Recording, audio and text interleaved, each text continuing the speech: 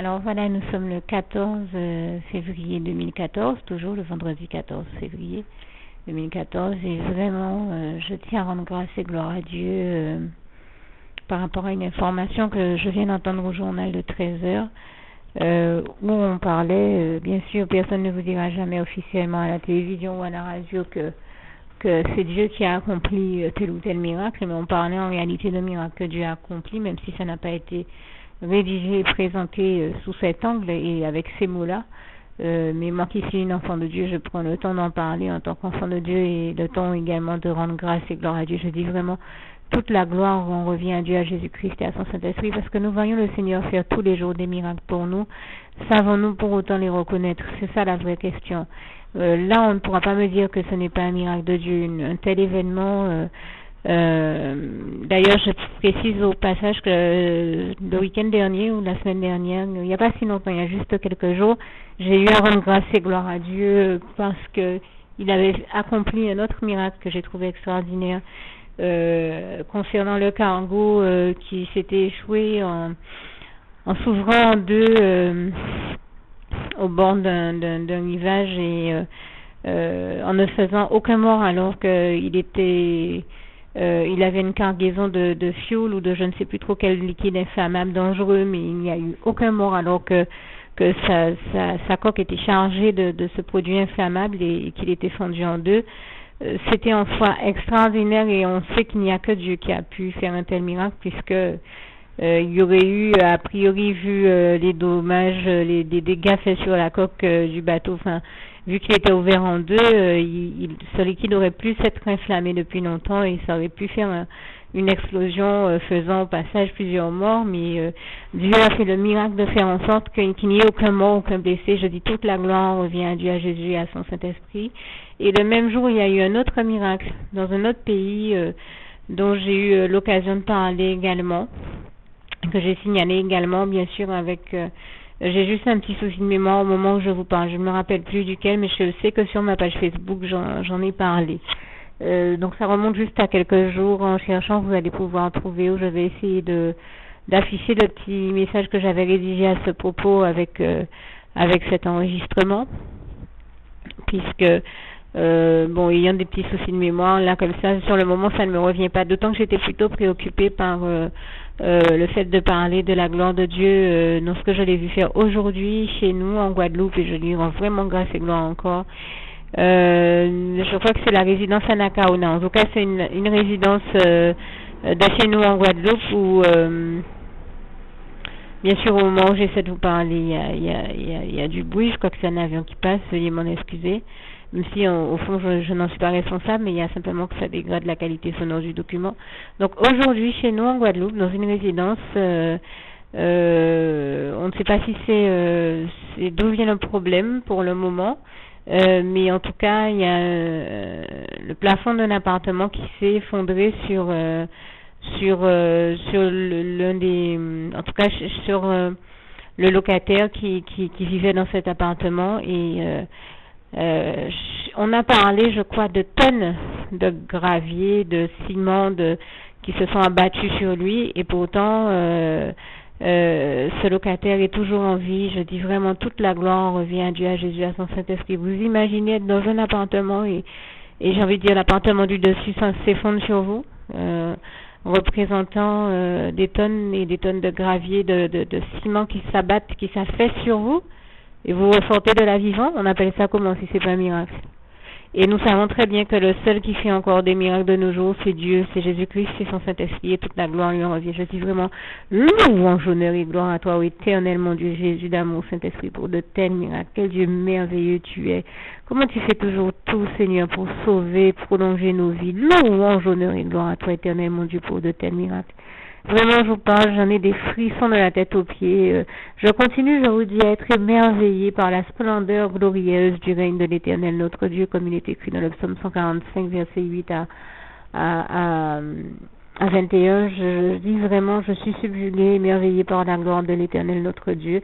Et je vous parle tout le temps des miracles que Dieu fait.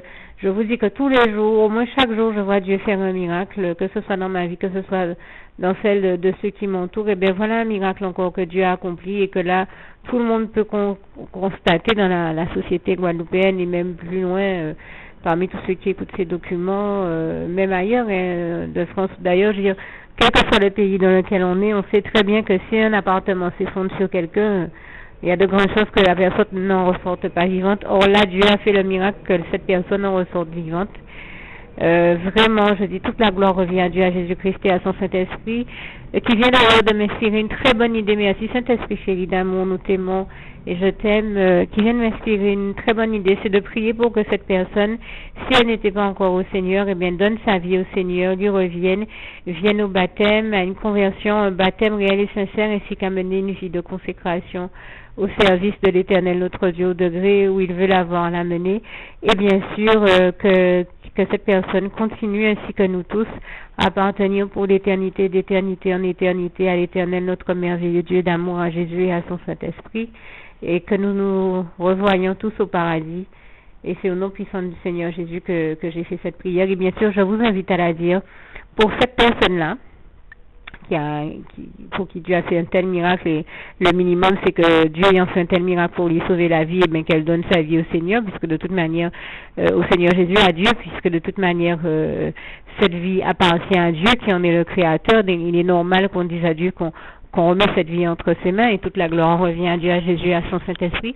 Donc je vous invite à prier pour cette personne-là, mais aussi pour tous vos proches, vos bien-aimés, tous ceux qui autour de vous ont besoin de revenir au Seigneur et de donner leur vie au Seigneur.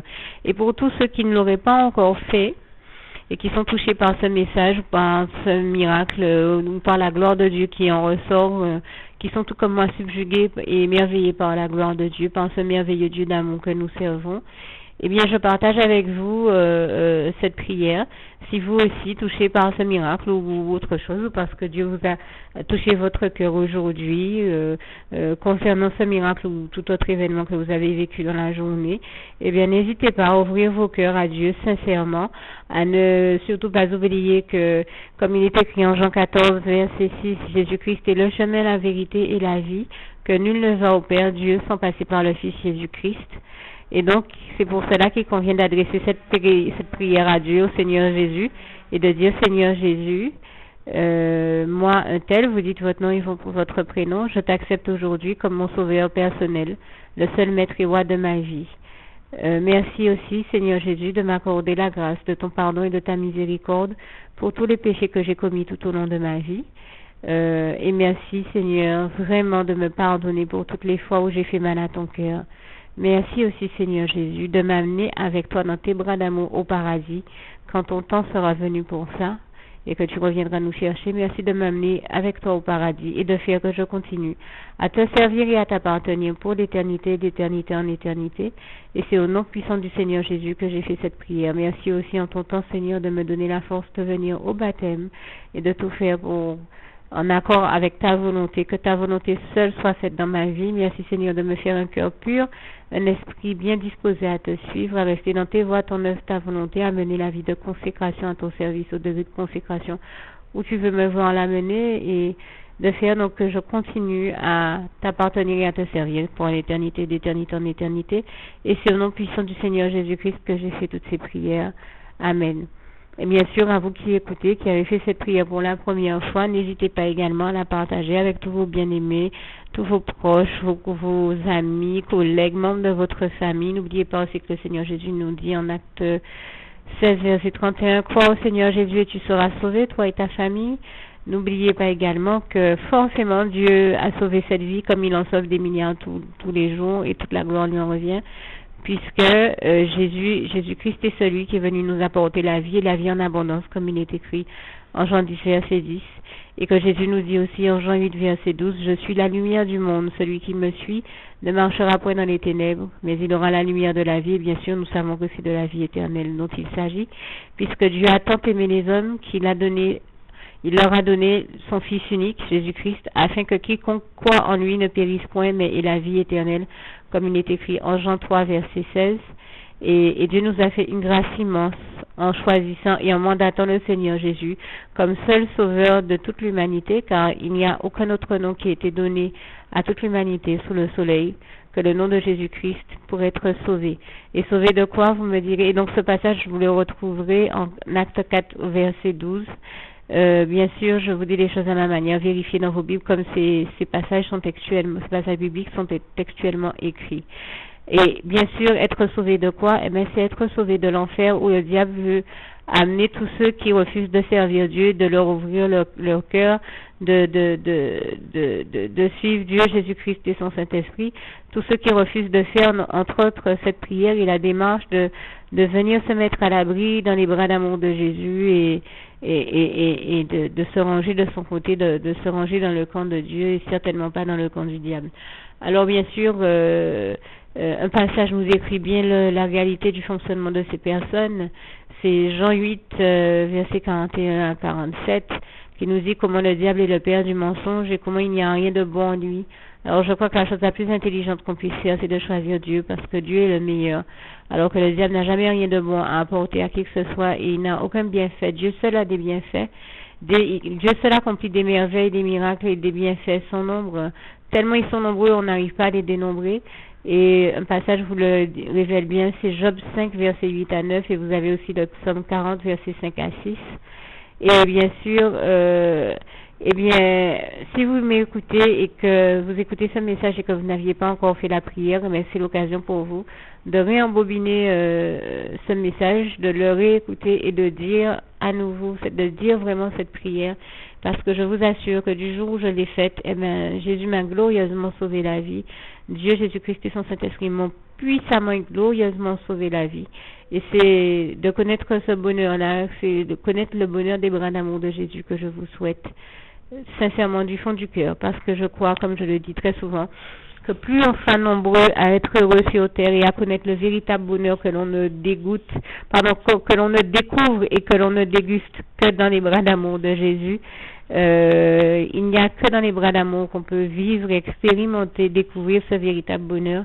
Donc je souhaite à tout le monde de connaître ce bonheur-là, et je vous assure que si plus nombreux on sera à le découvrir, à l'expérimenter, mieux les choses seront. Plus on sera de personnes heureuses sur terre, et mieux les choses iront. Et je rends déjà grâce et gloire à Dieu pour ça. Donc vraiment, si vous entendez, vous avez compris que le Seigneur vous parle à travers ce message, n'endurcissez pas vos cœurs, bien au contraire, ouvrez vos cœurs au Seigneur, à Dieu, à l'Éternel, notre merveilleux Dieu d'amour, à Jésus-Christ et à son Saint-Esprit, et dites-lui: oui, Éternel mon Dieu, je te dis oui, je choisis de m'engager avec toi pour la vie, de continuer à t'appartenir et à te servir pour l'éternité, d'éternité en éternité. C'est au nom puissant du Seigneur Jésus que j'ai fait cette prière. Amen. Et faites donc la prière que j'ai citée en amont, ou toutes les prières et l'autre prière, faites la prière que je viens, l'avant-dernière que je viens de dire. Faites-la, n'allez surtout pas dormir sans la faire. Celle où je dis: Seigneur Jésus, je choisis aujourd'hui de t'appartenir et de faire de toi le seul maître et roi de ma vie. Faites vraiment cette prière au nom puissant de Jésus. N'allez pas dormir sans l'avoir faite si vous ne l'aviez jamais faite auparavant. Et je vous dis à tous que Dieu vous bénisse et vous garde. Et je termine avec le souhait de mon cœur pour vous, Philippiens 4, verset 7. Que la paix de Dieu qui surpasse toute intelligence garde vos cœurs et vos pensées en Jésus-Christ. À bientôt.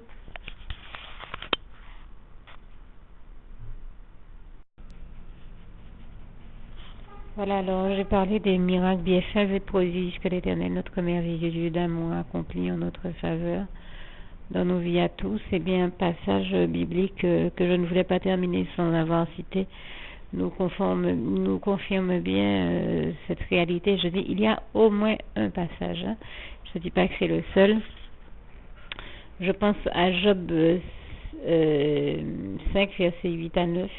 Vous avez aussi le psaume 40, versets 5 à 6. Et je pense comme ça au passage du psaume 106, verset 7, qui dit que l'Éternel a de multiples bontés. Oui, pour tous ceux qui n'en ont pas encore fait l'expérience, je peux vous assurer que il n'y a rien de meilleur que les bras d'amour de Jésus-Christ dans ce monde. Et toute la gloire lui en revient. Et je peux vous assurer que c'est réel. Dieu fait réellement des merveilles, des prodiges, moi qui l'ai beaucoup expérimenté dans ma vie. Et je tenais à lui rendre grâce et gloire sur ces questions. Et vraiment, toute la gloire en revient à Dieu, à Jésus et à son Saint-Esprit. Merci Seigneur, je t'aime et nous t'aimons.